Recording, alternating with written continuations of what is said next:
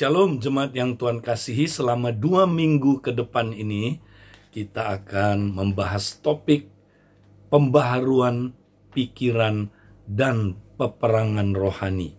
Nah saudara, dua hal ini saling berkaitan, karena itu kita akan membahas selama 2 minggu berturut-turut. Nah saudara, tujuan kita adalah kita mau membangun komunitas kerajaan, komunitas terang dan garam, yaitu komunitas yang siap melaksanakan misi Bapa, yaitu menghadirkan dan memperluas kerajaan Allah di bumi ini. Hanya komunitas kerajaan yang akan mampu saudara menghadirkan kerajaan Allah dan memperluas kerajaan Allah di bumi.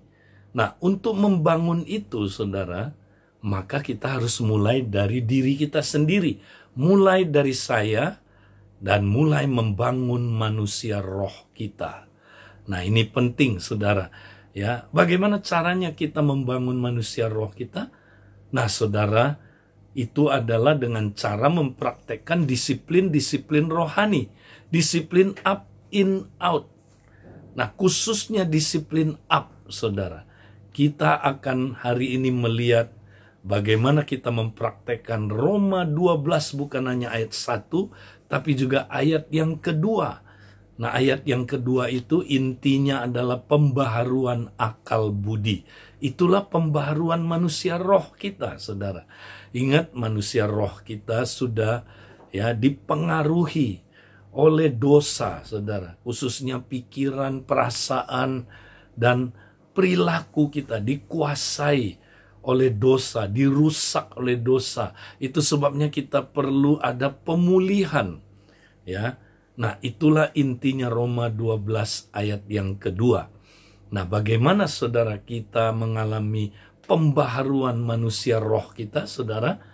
Nah, kalau kita baca dalam Roma 12 ayat 2 ini, saudara, ada 3 hal yang sangat penting yang mesti kita praktekkan. Yang pertama adalah apa, saudara?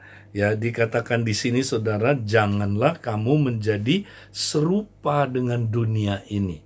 Nah, apa artinya dunia, saudara? Apakah sekedar kebendaan yang ada di sekeliling kita? Ya, apakah itu berbicara tentang hal fisik yang ada di dunia ini? Bukan itu maksudnya, saudara. Nah, dunia di sini, saudara, artinya dunia jahat yang sekarang ini. Ya, bahasa Inggrisnya the present age. Nah, saudara, memang inilah yang mempengaruhi kita terus-menerus. Ya, kita ada di tengah-tengah, saudaraku, ya, kerajaan kegelapan yang bekerja di sekeliling kita. Nah, saudara-saudara, di sini dikatakan, saudara, ya, kalau kita baca Galatia 1 ayat 4, memang Tuhan Yesus mati di kayu salib untuk membebaskan kita dari dunia jahat yang sekarang ini. Saya baca ayatnya, ya, Galatia 1 ayat 4, yang telah menyerahkan dirinya karena dosa-dosa kita untuk melepaskan kita dari dunia jahat yang sekarang ini, menurut kehendak Allah dan Bapa kita.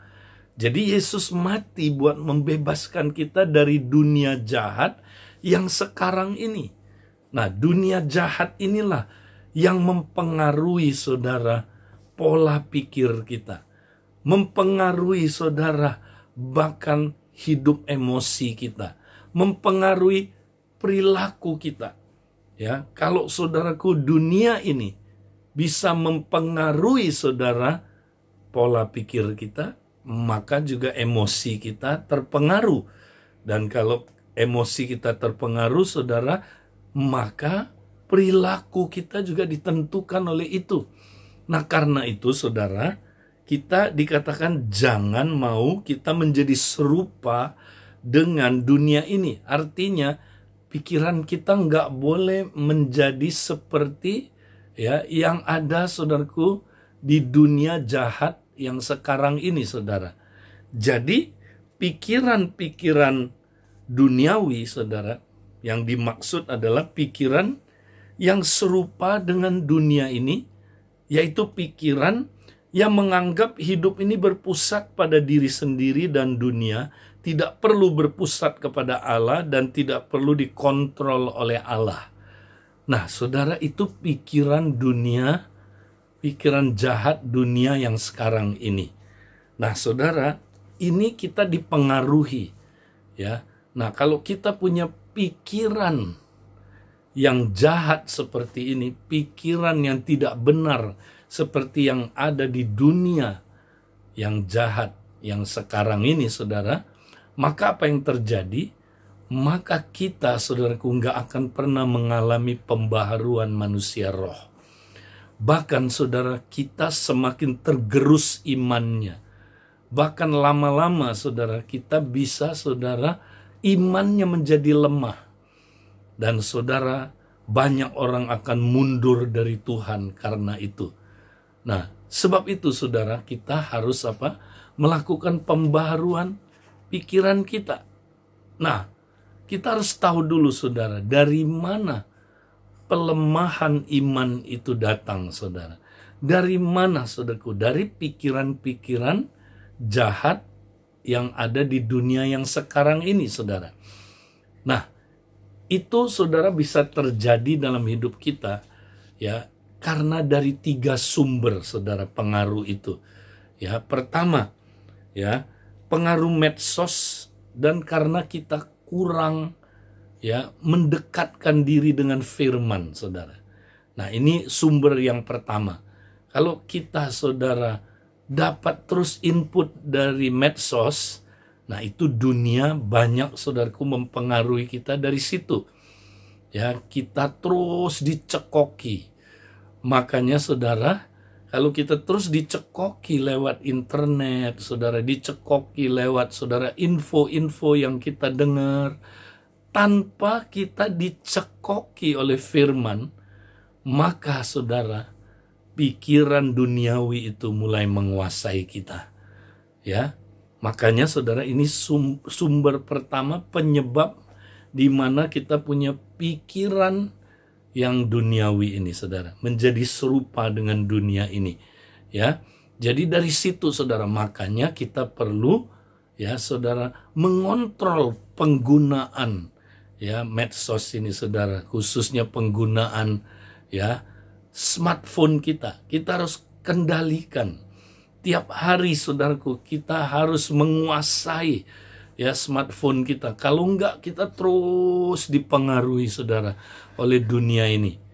Nah, di situ datangnya. Dan kita enggak dipengaruhi oleh firman. Ya, kurang firman dalam hidup kita, saudara. Itu sumber yang pertama. Nah, sumber yang kedua, saudara, di mana kita bisa punya pikiran-pikiran duniawi, pikiran yang jahat tadi, pikiran yang tidak kingdom centered, saudara, adalah lewat apa, saudara? Ya, lewat karena kita kurang takut akan Tuhan. Ya. Nah, tapi kalau misalnya kita praktek Roma 12 ayat 1, saudara, kita takut akan Tuhan karena kita praktek coram Deo, saudara. Kalau kita takut akan Tuhan, saudara, maka kita nggak akan melanjutkan pikiran-pikiran dunia itu, saudara. Kalau itu datang, kalau kita terus coram Deo, saudara, ya, kita bisa menyaring. Kita harus bisa, saudaraku, wah, ini bukan dari Tuhan ini.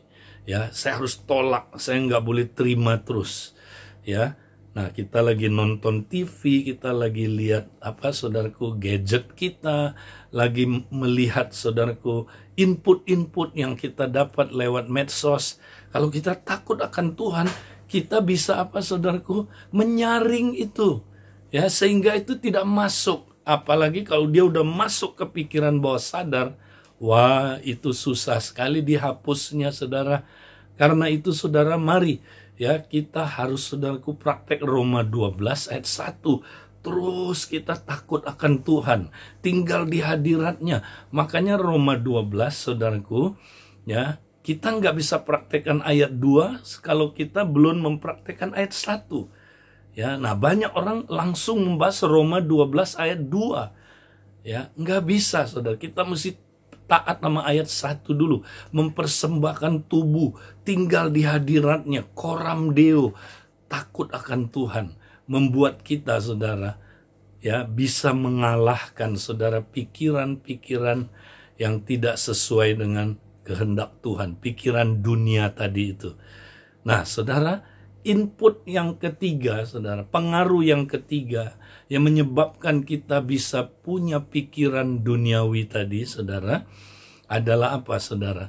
Ya, adalah ya luka dalam diri kita, karena kita terluka. Nah, ingat, saudara, ini sangat bahaya. Ya, banyak sekali orang Kristen terluka, saudara. Nah, di dalam firman Tuhan, kalau saudara baca dalam Matius 24, Tuhan berkata pada akhir zaman, saudara, banyak orang akan murtad. Ya, nah, kata murtad di situ, saudara, skandalizo, artinya terluka. Nah, orang-orang yang terluka, katanya, dia gampang disesatkan oleh ajaran-ajaran sesat. Ya, nah, saudara, ajaran ya yang berasal dari kuasa kegelapan, dari kerajaan kegelapan, penyesatan, ya. Saudara, pikiran-pikiran duniawi tadi itu, saudara, berasal dari, saudaraku, kuasa gelap. Nah, kalau kita terluka, saudara, wah, gampang sekali. Lihat, saudara, orang yang gampang ikut ajaran sesat, itu orang yang terluka. Coba perhatikan, saudara. Ya, orang yang ikut ajaran yang sesat, ya, agama-agama yang sesat. Coba lihat, saudara, itu karena dia kepahitan. Betul? Nah, makanya kita mesti sembuh, saudara, luka-luka kita. Nah, banyak orang luka terhadap hamba Tuhan. Ini hati-hati, saudara. Saudara, ada yang luka terhadap pendeta, hamba Tuhan, saudara mesti sembuh. Kalau enggak, saudara berpotensi kena ajaran-ajaran sesat, saudara. Ya, luka terhadap gereja. Wah, ini dia. Saya trauma, saya nggak mau ke gereja lagi deh. Itu banyak, itu generasi kita sekarang. Luka terhadap orang tua. Ya, luka terhadap Tuhan. Ada, saudaraku, terluka sama Tuhan. Kok Tuhan kayak gitu? Ya, kenapa dia ya melakukan ini, melakukan itu? Nah, saudara, luka terhadap apa, saudara, pengalaman, dalam pengalaman hidup, dibully orang, ya, saudara, atau kita, saudara, minta jodoh nggak dapat. Nah, itu luka-luka gini tuh mesti sembuh, saudara. Kalau nggak, saudara rentan terhadap serangan pikiran-pikiran duniawi ini. Nah, makanya, saudara, kita mau pulih. Nah, gimana supaya kita pulih? Maka kita lanjut, saudara. Hal kedua yang kita perlu, saudaraku, lakukan, ya, di dalam Roma 12 ayat 2 ini, ya, dia bilang begini, tetapi berubahlah oleh pembaharuan budimu. Kita mesti berubah. Apa yang berubah, saudara? Ya, budi kita. Nah, kata budi di sini, saudara, itu bukan berarti hanya pikiran, ya, yang di otak aja, saudara. Ya, tapi dia berkaitan sama hati. Ya, dia pakai kata nous, yang artinya pikiran yang berkaitan sama perasaan kita, juga berkaitan sama tindak tanduk kita. Jadi 3P saya sebut, pikiran, perasaan, ya, dan apa, saudara, perilaku, ya. Nah, ini, saudara, ke nous ini yang mesti kita, ya, datang sama Tuhan, minta supaya terjadi pembaharuan akal budi. Nah, saudara, pembaharuan ini, ya, Tuhan, ya, akan bekerja, ya, dikatakan, ya, di sini, saudara, tetapi berubahlah oleh pembaharuan budimu.